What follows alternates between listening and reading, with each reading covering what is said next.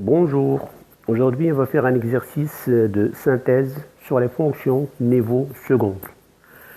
Alors on commence l'exercice.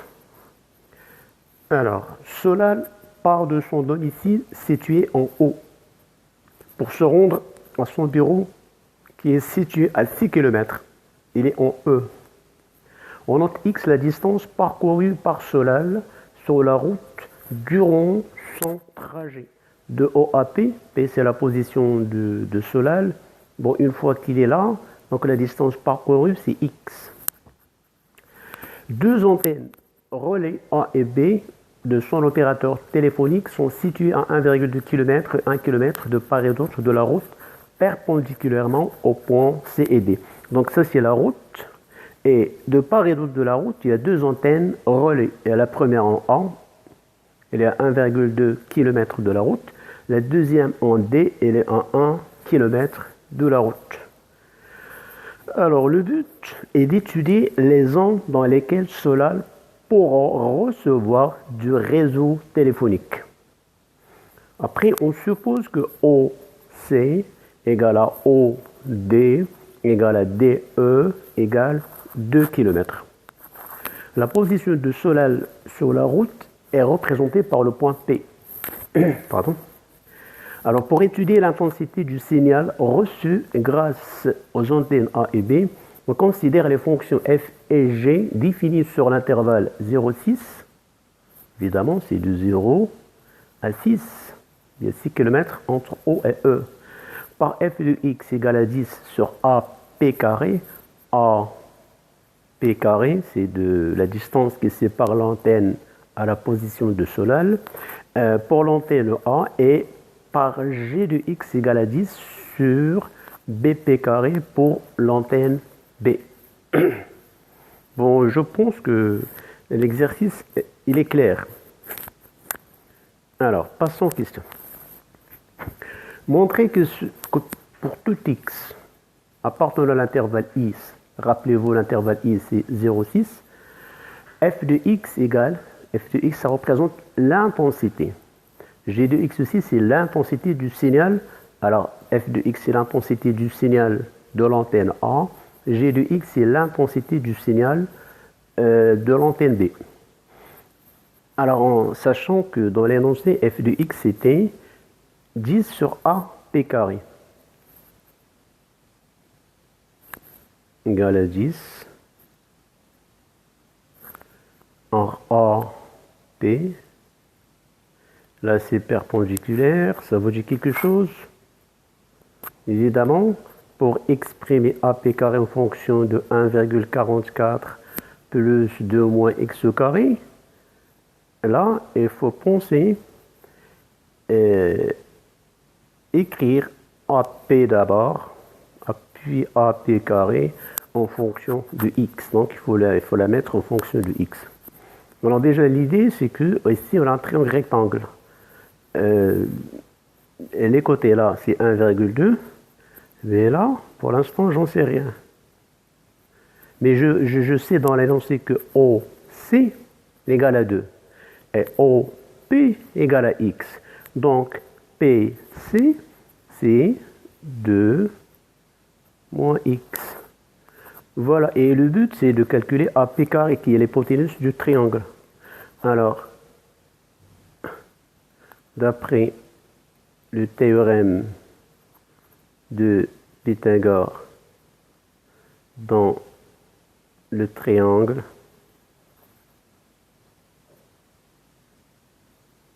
rectangle P ou bien A, P, C. J'écris quoi? A, P carré égale A, C carré plus B, C carré. Donc, A, P carré égale A, C carré. A, c'est 1,2 E carré. A, PC, PC c'est 2. Moins x, remarquez bien, on a trouvé l'expression qu'il faut. Et ceci égale à 1,2 carré, vous calculez à la machine, ça va donner 1,44. plus 2 moins x au carré. Donc, f de x égale à 10. Au lieu de AP carré, je la remplace par 1,44 plus 2 moins x au carré. Et voilà, j'ai trouvé l'expression de la fonction f. Maintenant, vous connaissez l'idée. Vous savez l'idée maintenant. Donc, on peut faire la même chose pour la fonction g de x. Alors d'abord, j'écris la fonction g de x.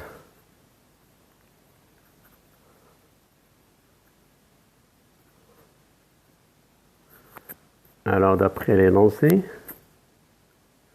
g de x égale à 10 sur b p carré. Je prends b p carré. Donc, je suis en présence dans le triangle PDB, rectangle en D. D'abord, je dois définir lui, c'est 1. Mais lui, il fait combien?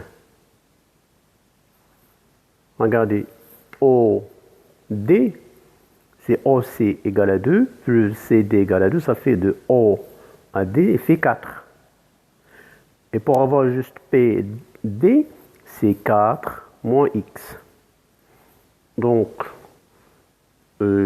là, c'est 4 moins X, là, c'est 1. Donc, comme tout à l'heure, dans le triangle rectangle BDP,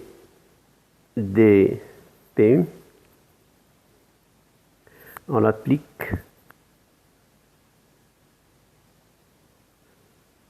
le théorème de Pythagore.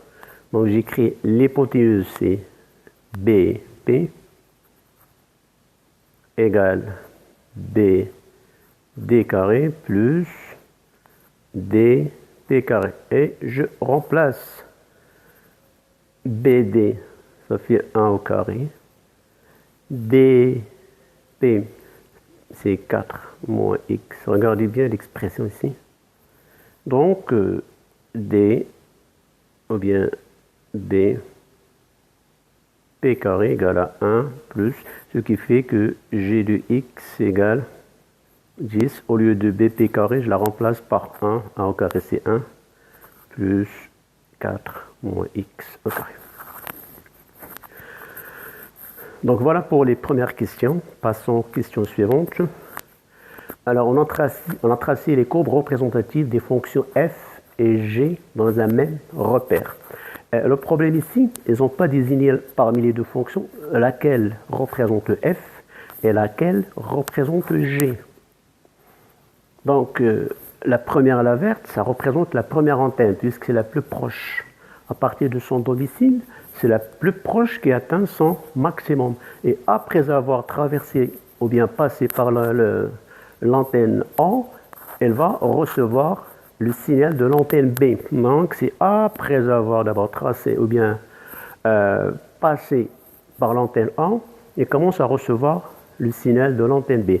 Donc, c'est là, c'est CF, et c'est là, c'est CG. Tracez le tableau de variation de F et G. Alors, pour F, X, attention, dans mes définitions, c'est de 0 à 6. Là, j'écris F, ne mettez pas F de X, écrivez juste F. Alors, le maximum, c'est en 2. Donc, elle croît jusqu'à 2. Après, elle décroît. Bon, 2, l'image, ça c'est 2. Pour 6, c'est environ 0,5. Donc le tableau de variation de la fonction f. Je fais la même chose pour la fonction g. Elle atteint le maximum en 4. Donc elle est croissante de 0 à 4. Après, elle est décroissante de 4 à 6. L'image de... l'image de 0, ça fait 0... 8 environ. L'image de 6 environ 2. Donc voilà, j'ai bien mon tableau de variation pour les deux fonctions. Préciser les valeurs de x maximisant f puis g. Pouvait-on trouver ces résultats par des considérations géométriques? Alors, les valeurs de x graphiquement, alors pour f, et sous maximal, ça veut dire le signal est max quand x égale à 2. Et pour f, c'est pour x égale à 4. Donc, il faut dire juste pour f,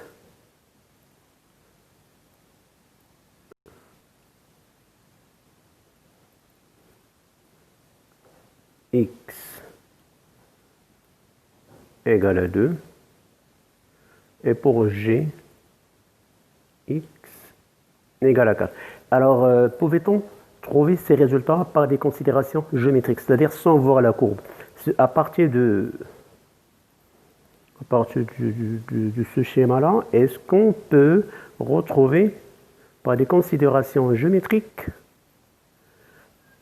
les valeurs de x pour lesquelles le signal est max pour f et aussi max pour la fonction g? Alors, un signal est max quand la distance AP est minimale. Alors, je prends le point P, je fais avancer la distance encore, mais dès que j'arrive à C, la distance, elle est minimale en C. Donc, géométriquement, le signal est max pour F quand P est en C. La même chose ici, P elle est là, la distance elle est assez grande, la personne elle avance, elle avance, elle avance, elle avance, dès qu'elle arrive au point D, le signal, ça veut dire la distance dB est minimale. dB minimale quand P est en D. Ça c'est pour F et ça c'est pour G. Voilà pour des considérations géométriques. Il suffit de prendre la plus petite distance PB et PA. Bien AP et DB. Bon, l'année prochaine, vous allez apprendre ce qu'on appelle les dérivés. Ça va nous permettre de trouver rapidement, on vérifie juste la fonction et on aura les valeurs minimales qui permettent d'avoir un signal max. Alors là, il faut que PA soit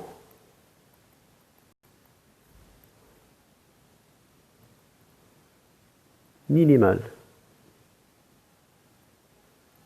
De même pour PB. Alors, sachant que le module capte le signal de l'antenne qui émet la plus grande intensité, précisez suivant les valeurs de X l'antenne qui sera captée par le module en précisant les inéquations correspondantes. Alors, si on retourne au graphique. Alors sur le graphique, les deux courbes, elles se croisent en ce point-là.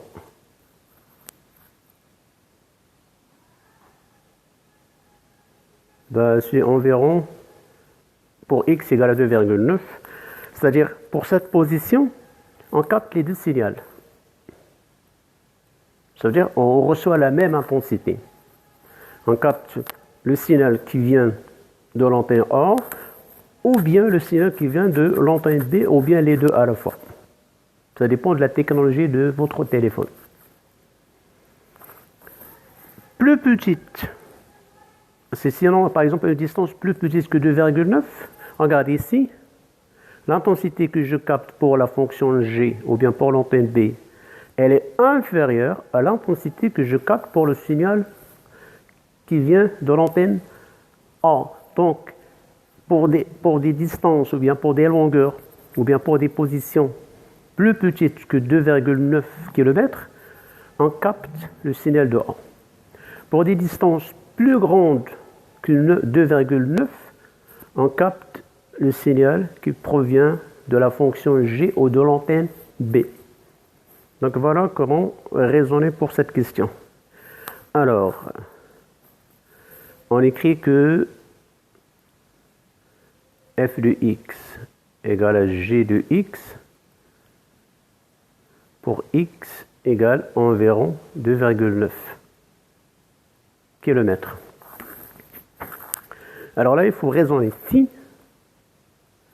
x inférieur strictement à 2,9 km, on capte le signal de l'antenne A. Par contre, si x est supérieur à 2,9 km, on capte le signal provenant de l'antenne B. Question 4. En réalité, le réseau est reçu par le mobile lorsque l'intensité du signal est supérieure ou égale à 4. Alors pour l'antenne 1, quelle inéquation concernant f de x cela revient-il à résoudre? Alors il suffit de le résoudre. Il faut que f de x supérieur ou égal à 4. Et pour résoudre cette inéquation, il faut toujours retourner au graphique. Alors sur notre graphique, alors ça c'est la courbe qui représente le signal f, ça veut dire qui représente le signal de l'antenne 1. Alors là c'est 1, 2, 3, 4. Je trace une droite qui passe par 4. D'après l'énoncé, pour capter un signal, il faut qu'il soit l'intensité, il faut qu'il soit supérieur ou égal à 4. C'est-à-dire on prend la partie de la courbe qui se trouve au-dessus de 4. C'est-à-dire ça commence à partir de 1 km et environ 2,9. Non, plutôt, si je ne me trompe pas, donc environ. Environ 3. Voilà. Alors pour les distances comprises entre 1 et 3, le signal provenant de l'antenne A, elle est supérieure ou égale à 4, ce qui fait on peut le capter facilement. f de x supérieur ou égal à 4 si x appartient à l'intervalle 1, 3. Ceci on l'a fait graphiquement. Donc cette équation elle a été résolte graphiquement. On ne l'a pas fait par calcul. Répondre à la question précédente pour l'antenne B. Pour l'antenne B, on prend juste g de x supérieur ou égal à 4 et on passe au graphique. On a déjà tracé la droite. Donc supérieur ou égal à 4, c'est de là. Je refais pour que ce soit un peu clair.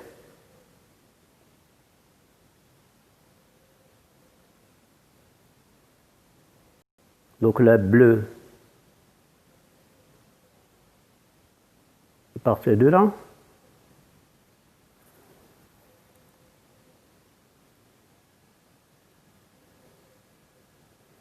Donc, on verra. Je veux juste, est-ce que en 4? Non, pas en 4. Elle se croise là. Non, elle se croise là, très bien. Donc, je reprends la courbe.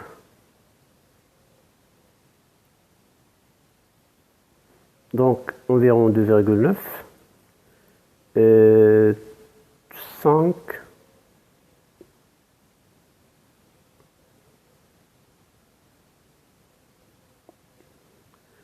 5,2. On verra. Donc, ça veut dire on prend la partie supérieure. Pour x appartient 2,9, 5, et ceci aussi on l'a fait graphiquement. Donc voilà pour cette synthèse bien cet exercice de synthèse qui vous permet de faire des exercices différemment. C'est la plupart du temps, c'est des devoirs maison qu'on vous donne à préparer pendant les vacances. Donc, il faut juste faire ce genre d'exercice ensemble avec vos camarades, 2, 3 personnes. Essayez de faire des recherches, essayez de chercher autrement. C'est-à-dire, c'est des exercices qui vous permettent d'évaluer vos capacités. Alors, je vous laisse.